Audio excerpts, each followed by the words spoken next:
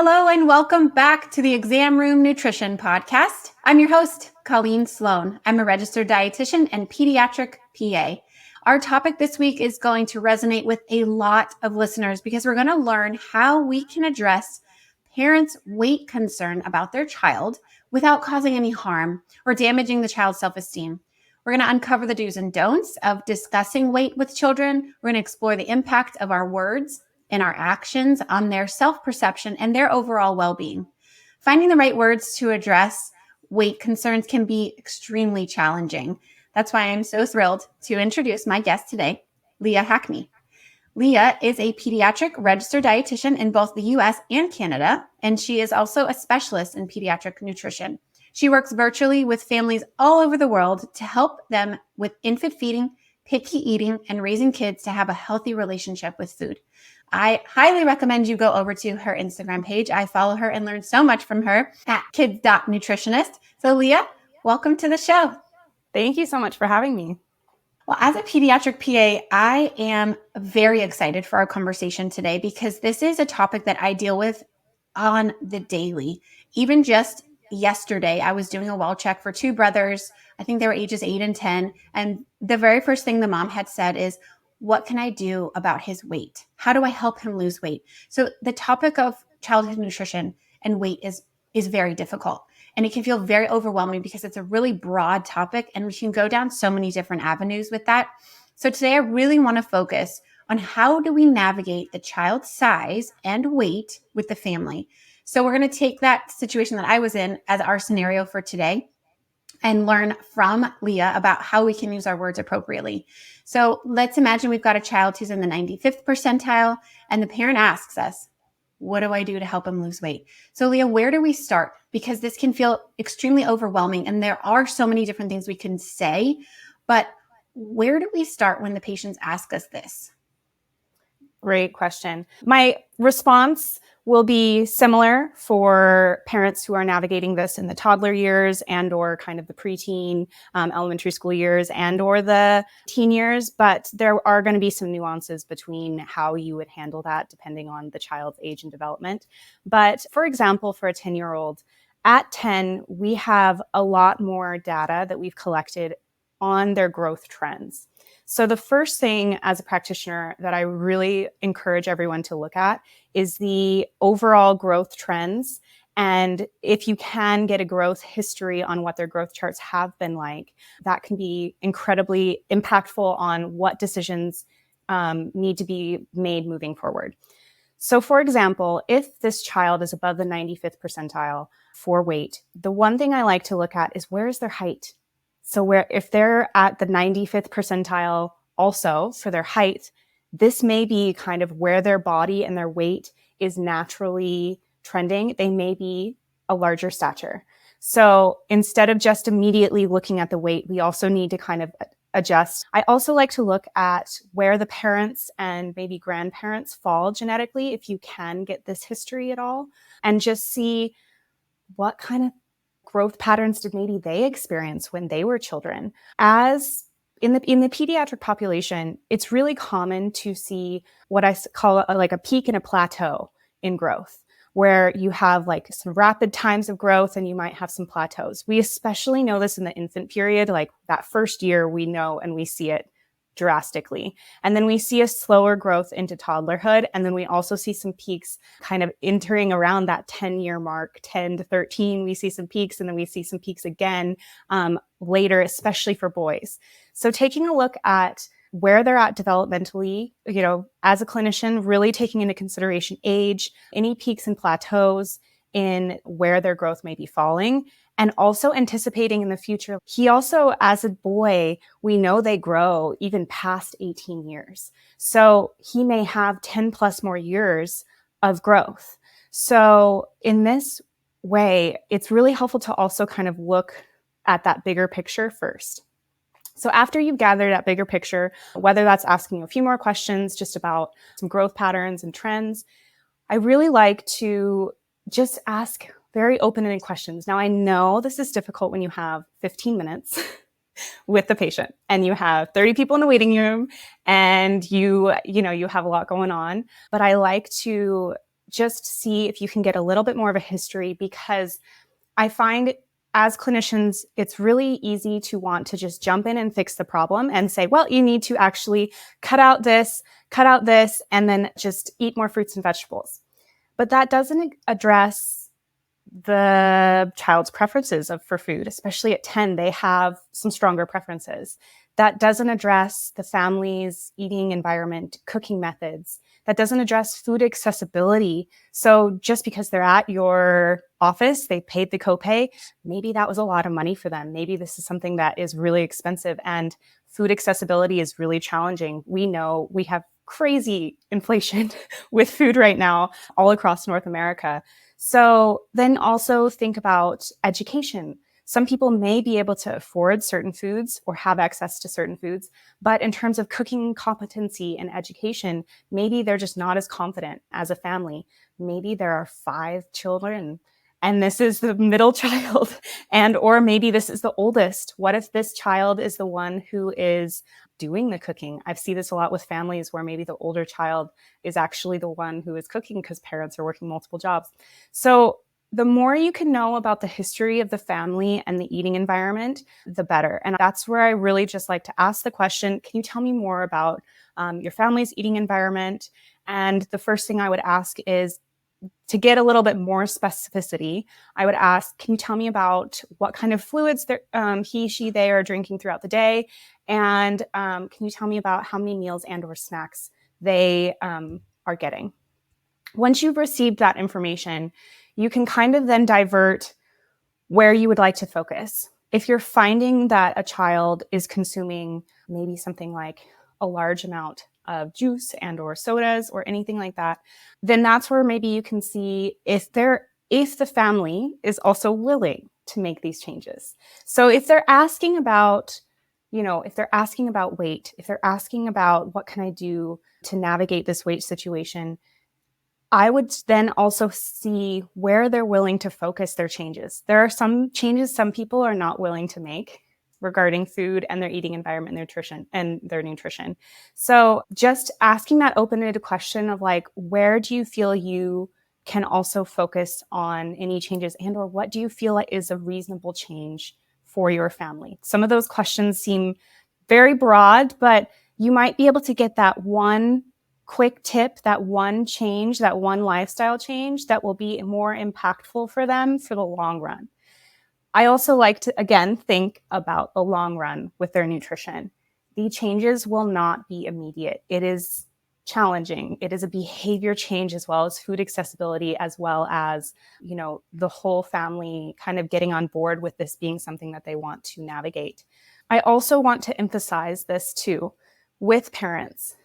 Because the child is growing, I don't actually, at this age of 10 and even kind of under these 18 years, I actually rarely recommend anything that is indicating we want weight loss. We want to actually see them eating a variety in their diet, drinking water as one of their main fluids, and we want to see where their growth is going to go. So if we have some foundation for a wide variety of diet that includes fiber, fats, proteins, carbohydrates, that also has water as a main fluid, then we also want to see them where their body is going to naturally fall. So in terms of necessarily a parent asks, what can I do to get them to lose weight?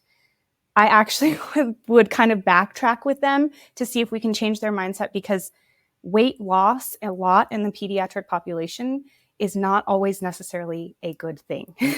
And it's not necessarily something that we are really looking to have as a final outcome, because their bodies are growing. And the reason why I say this is it's a lot of clinicians may not agree with me, but what I actually call it is you are wanting to see their weight stabilize.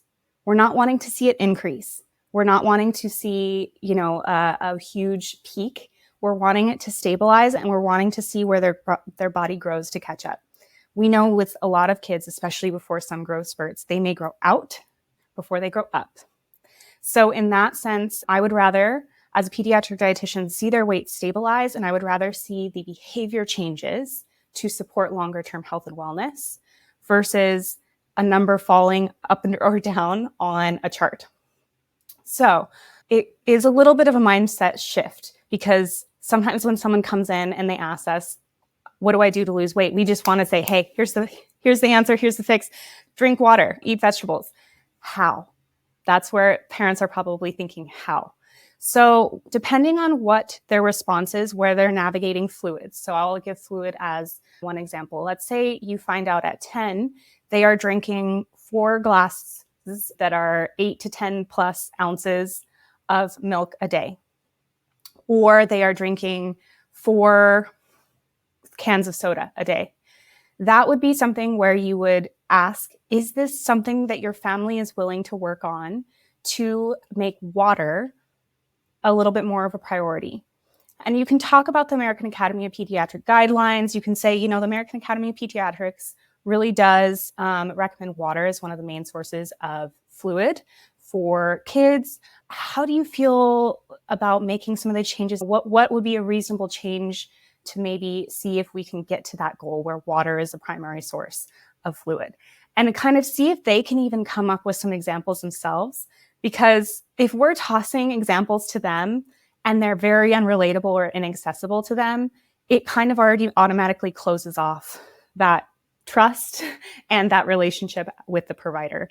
If you're really running out of time, that's where maybe you can refer to them for some of the American Pediatric websites and guidelines. So that's what's great about having a lot of those guidelines, is you can say, hey, you know what? I know we're running a little bit on time. These are some of the guidelines, and I'd love to send you some more information, or the receptionist or someone can help give you some more information on this. One thing we can also educate on too is if they are maybe filling up on milk and or soda or juice, then you might find that educating them on the fact that if they are also struggling with something like picky eating or not eating as much, that can actually improve other areas of their nutrition or of their eating habits. So you can kind of mention, they might come to meals a little bit more hungry if they're not drinking milk or juice or whatever between some of these meals. Because I have an all foods fit approach, I would say that we do not necessarily need to have no soda, no juice, no milk as the goal. We want to try to improve behavior change and improve wellness and add some more variety in their diet, not necessarily just restrict. And the reason why I do say that is because we do have some evidence that some of these overly restrictive behaviors can actually backfire for some kids in the long run and lead to fixation on those foods and or overconsumption when they do have access to foods like that in the future. It really is a little bit of a moderation approach and really seeing where you can make small changes for the long run. Now, if you are finding that you have someone, they're drinking water or that's their main source of hydration is something like water, then I would actually see, okay, where are some changes that we can make in the diet? I, again, have more of an approach where it's an add-in approach. So adding in those fruits and vegetables for fiber, for fullness and satiation, and also for, helping with things like constipation, bowel movements, etc. So in terms of what we can add, I think that's also helpful to see where the family is at nutritionally and what their eating environment is like. If you're finding that food insecurity is really a problem, then that's where you can actually refer to services that help with that. If you're finding that it's competency or cooking or time, which is very, very common with a lot of families, that's where maybe you can say, hey, you know what? Maybe a pediatric dietitian would be a great reference to help give you some options to help you save time or some recipes or something that will actually fit with your lifestyle. Because I find practitioners, we don't have to be cooks and chefs. Like, that's my job, right? Like, we don't have to be cooks, chefs. We don't have to be thinking about that all the time. We really need to know like where our expertise is. And so if you're finding that time and recipes and competency around food is something that they're like having a barrier on, then that's a great reference for a pediatric dietitian. If you're also finding that they are maybe skipping certain meals, this can be a great way to kind of acknowledge that sometimes skipping meals may actually be leading more towards a binge and restrict cycle where they maybe are overcompensating with certain meals and or snacks later in the afternoon or wherever at a different time of day. And that's where you can emphasize routine. And I like to call them eating windows or eating opportunities. You don't necessarily have to have a rigid at 11:30 or 12, we always eat until 12:15 or 12:30. It can be something that is fluid and flexible with your lifestyle, windows of opportunity for the child to eat. When that window is closed, it's okay to be done eating.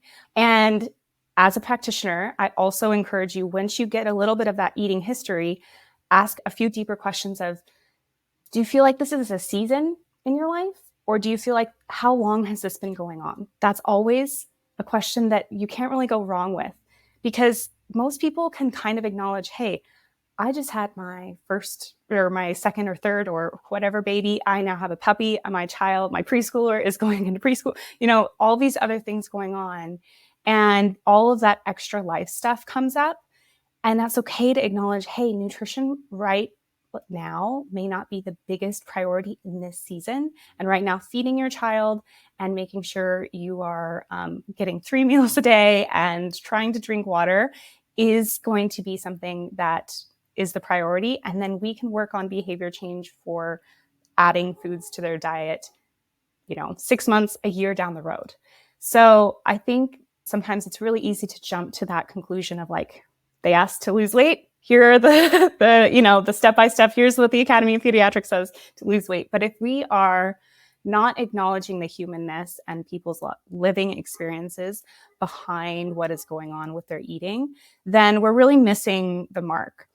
So, for example, if you're asking that question, do you feel like this is a season with their nutrition and or how long has this been going on? If they mention something like, what, they have always really, with dinner, they've just been eating, or with this food, or I find that there's just, there's something else going on and they're just really emphasizing something that's very concerning for them. I think it's always important to trust that parent gut. They know their child well, and that's, a red flag for them. And that's a great time to say, what, let's check into that with a pediatric dietitian. Let's check into that with another specialist so that we can figure out what's going on. I find that the more we really just listen and try to gather information is how we can navigate some of the next steps and really actually focus on the behavior changes that are more impactful. We can't fix everything all at once, and or we also shouldn't assume that a certain way of eating is the way that everybody should be eating. So just because something that has worked for our family or for us doesn't necessarily work for other people. And it's really important to recognize that just the statement of eat your vegetables and drink water and have proteins and have, some healthy fats, that statement, the variety of which that looks like with people's cultural cuisine, with their traditions, with everything going on in their life is a huge variety. So that would be one thing that I would really recommend is asking those questions. So I kind of want to circle back to some of the questions that I think I asked previously that I would potentially ask, is I would really look at the overall history, growth history, see if there's a genetic component of what's going on, see where their weight falls, see where their family history regarding weight and or growth has trended, and really just asking, can you tell me more about the eating environment? You can even just be broad. Tell me more about what they're drinking throughout the day, and tell me more about their meals and snacks, how many they're having, what that looks like for your family.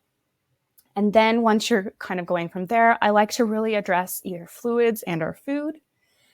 And then after that, really stay in your lane of where, of what you feel comfortable with. And I mean, stay in your lane as nicely as possible, of just that we cannot fix everything. And that just the blanket statements of, eat your vegetables, eat this, eat X, Y, and Z are going to look really different for every family. This is why you are the expert. And I am so grateful that you are here, because what an excellent answer to what can sound like an easy question, right? Like, I want my child to lose weight. Give me a meal plan is essentially kind of what they're asking for. And it was so important that you broke that down for us so we can really get down to the bottom of it. Now, I wanted to focus in on something that you mentioned, specifically not focusing on the weight, the number that's on the scale, and focusing more on the healthy lifestyle. Because what I see that happens, I watch the patient when the mom says, he's too fat, he needs to lose weight, he drinks soda, he this. That patient or that child's body language completely just shatters. And it's heartbreaking because they feel so embarrassed and they feel so bad about themselves because maybe they don't eat very healthy. Maybe the things mom's saying is true, but it's very hurtful. So how can we, as the clinician who's supposed to be that beacon of trust and hope and help for them, reframe the conversation as mom is sort of attacking their weight? How do we reframe that? And is it okay to maybe ask the patient, what do you think about that? Or do you want to work on eating a little bit healthier? And especially for the older kids, where it is their life, it is their body. How much autonomy can we give to that patient instead of directly asking the parent? Ooh, okay. I love this question. I'm so glad you brought this up.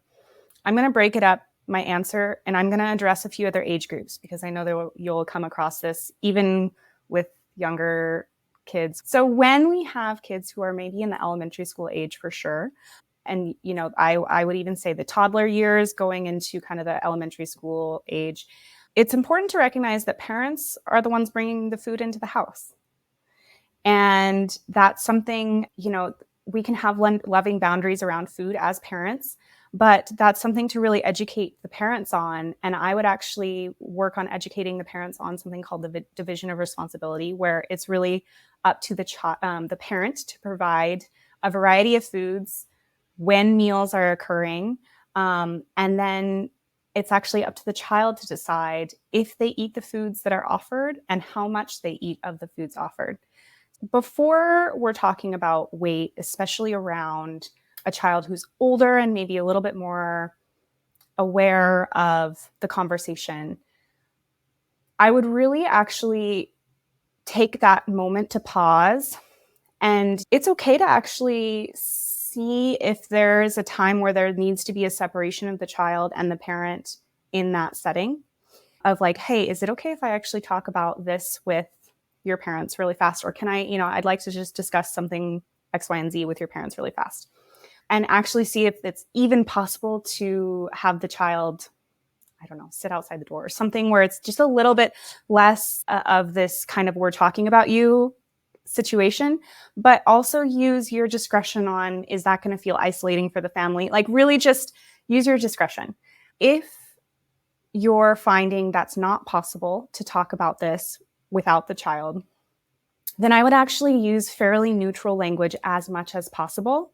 And I would actually see if it's possible to pull up the chart. I know a lot of people use EMR now. So if you're on the chart, I think it's possible to pull up the chart and just really kind of identify, what, this is where they're at for their growth. This is where they're looking at for their trends, and really talk about it slightly neutrally to the parents, and then kind of mention, this is where we're looking for what their body is going to do with their growth, and just explain that to parents. We're really trying to figure out where their body is going to fall with growth in a way that supports their wellness and health. I would kind of say something like that. And then move towards, if the parent is kind of shaming again, that's also a moment to kind of look at, tell me about where they're getting the foods from. And it's a little bit hard. It's a little bit of a hard question to ask, but, tell me more about who's buying the groceries. Tell me more about things like that, where it's a little bit of this moment of, okay, well, I am. Okay, so then how do you feel about, some of the food choices that are going on, and how do you feel about the options that are available in the house, and where do you find there might be some adjustments we can make or you would like to make? Some of those questions can be a little bit more neutral, a little bit more of kind of bringing people back to reality. And I also, as a clinician and as the practitioner, I would really advocate a little bit for your patient on if the verbiage gets a little bit aggressive and or borderline really making you uncomfortable and or them uncomfortable.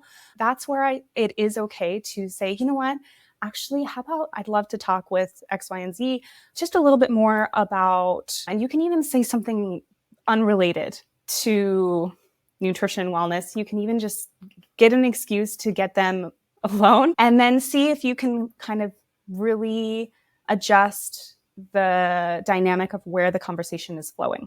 I have found, especially when I worked in the eating disorder population, it's so easy for parents to, we want to feed the kids. It's our job, but also we can't micromanage that because we know that does really backfire for us. So I find, especially with parents, it's helpful to kind of say, even though this might seem counterintuitive, let's see if we can navigate some of the situation without talking about the food or the meals or whatever exactly. Let's talk about the feeding environment and a place of connection, what's going on there. Because if, for example, the child is, consuming a certain number of snacks or foods or sodas or whatever it is, what parents and some people don't always realize is sometimes those are emotional eating responses to their environment. Sometimes we have some negativity. People are really, maybe it's anxiety. Maybe there are other things going on where the child is feeling like, well, I know I can control what goes in my body. So this is something that I am using as a way to compensate for certain emotions. Or, if we have a parent who is kind of nagging like that already in front of the office, that's where I think we really need to look at that feeding environment and then see if we can make some decisions on, you can't fix everything in that moment. So that might be something where a pediatric dietitian that you trust can really help navigate and change that dynamic. And when I see parents or situations like this, I do always like to advocate for the patient. And when they say, well, my child, they eat X, Y, and Z, I like to say, you know what, I can tell that this eating environment is just feeling really stressful for everyone. And in order to support so-and-so's relationship with food as well as their body and wellness for the long run, I would recommend that you might be able to navigate easy ways to support everyone's wellness and health by seeing a pediatric dietitian. I really find that if we can just lead with kindness and really lead with understanding and kindness and relatability, that we're not aiming for any kind of perfection, and that also explaining to parents, that all foods can fit in a diet and there can be wellness supported as well for kids, can definitely be something that is challenging for some parents to hear, but also something that maybe a message they do need to hear. And I know that especially for those situations, if it's possible, really also knowing the red flags on if there is other eating environment issues, other pediatric feeding disorder issues, binge eating, if you're seeing kind of a binge and restrict cycle, if you're seeing some tendencies on those, that could be a whole other episode. But if you are really seeing some of these red flags and there's something in your gut, refer out, because in those 15 minutes, you won't be able to tackle it all, but you can advocate for your patient in a way that makes them feel more psychologically safe and physically safe to make some of these changes for their wellness. I absolutely love your approach that, as clinicians, we are to be their advocate. We aren't there to team up with mom and poke fun and maybe just make the situation worse, because we're not there in their home every hour of the day, watching what's brought in, watching where they're going to eat. So we don't know the nuances of their feeding environment. So just having that compassionate approach to ensuring that their psychological well-being is first and foremost healthy and appropriate before we even address the weight or the number on the scale. I think that's a really helpful approach in helping clinicians navigate this very difficult topic of weight in childhood. So, Leah, I would love to have you back again, and we can probably dig into this a little bit deeper. maybe about some specifics on really some practical tips that maybe in that well-check visit, the clinician can provide to the parents to help the patient get to more healthful eating and healthy behaviors with food. So thank you so much for your time. I can't give you this time back, and I'm so grateful for your experience and your expertise. And I know my listeners have gleaned significant information from you. So we look forward to the next time you can come on with us. Awesome. Thank you so much for having me. All right, guys, now it's time for my nutrition notes. In this section, I share my favorite top tips, an interesting quote, or a fascinating case that I've come across. So today I'm going to share with you a nutrition tip. So when discussing weight, as we've discussed during this episode, it is so important to not stigmatize or fat shame. And the worst thing that you can do as a clinician when you're discussing weight with whether it be a child or adult is using the language and calling them fat. That is extremely shaming. It's extremely demeaning, and it can cause significant negative impact later on in life and all throughout an individual's life. It actually oversimplifies health because really we know that their weight isn't always the problem. The problem is their poor food choices and lack of exercise. This also demeans and devalues that individual, and it can foster some negative attitudes about themselves and likely about you as being a judgmental, harsh, or hurtful clinician. So at all costs, avoid calling any patient fat. And instead, why don't you compliment them on their hair or on their shoes or admire some other characteristic or quality about them? All right, guys, that's it for today. If you found value to this, please like and subscribe to my channel. You can also follow me on Instagram at Exam Room Nutrition. If you would like to have any specific content or have any questions, go ahead and send me a message on Instagram. Well, let's continue to make our patients healthier, one exam room at a time.